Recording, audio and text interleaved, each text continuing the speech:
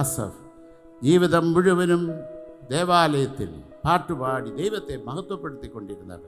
പൂർണ്ണ സുവിശേഷകൻ, വായി കൊണ്ടോ പ്രവൃത്തി കൊണ്ടോ ചിന്ത കൊണ്ടോ ഒരു പാപവും ചെയ്യാത്തവൻ. അവൻ നെഞ്ചത്തടിച്ച് നിലവിളിക്കുന്നു, എൻ്റെ ദൈവമേ, മറ്റുള്ളവരുടെ വളർച്ച കണ്ട് ഞാൻ അഹങ്കരിച്ച് അസൂയ പൂണ്ടിരുന്നുവെങ്കിൽ, അവർക്ക് വേണ്ടി മധ്യസ്ഥ ചെയ്യേണ്ടവനായി ഞാൻ അതിനു പകരമായി അസൂയ പൂണ്ടിരുന്നുവെങ്കിൽ,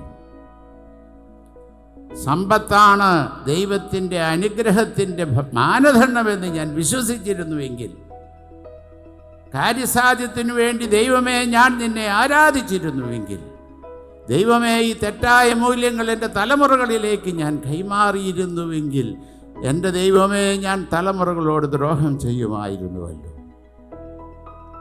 പ്രിയ സ്നേഹിതരെ, വീണ്ടും വീണ്ടും ഇത് നിങ്ങളുടെ ചെവിയിൽ ഇങ്ങനെ മുഴങ്ങണമെന്നാണ് എൻ്റെ ആഗ്രഹം. ഞാൻ ചോദിക്കണം, എന്ത്, ഞാൻ തലമുറകളോട് ദ്രോഹം ചെയ്യുന്നവനാണോ? തലമുറകളെ കർത്താവായ യേശു ക്രിസ്തുവിന് വേണ്ടി നേടിയെടുക്കുന്നവനാണ്?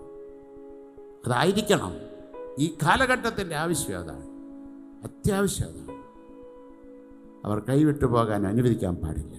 നാം തലമുറകളോട് ദ്രോഹം ചെയ്യുന്നവരോ തലമുറകളെ കർത്താവായ യേശു ക്രിസ്തുവിന് വേണ്ടി നേടിയെടുക്കുന്നവരോ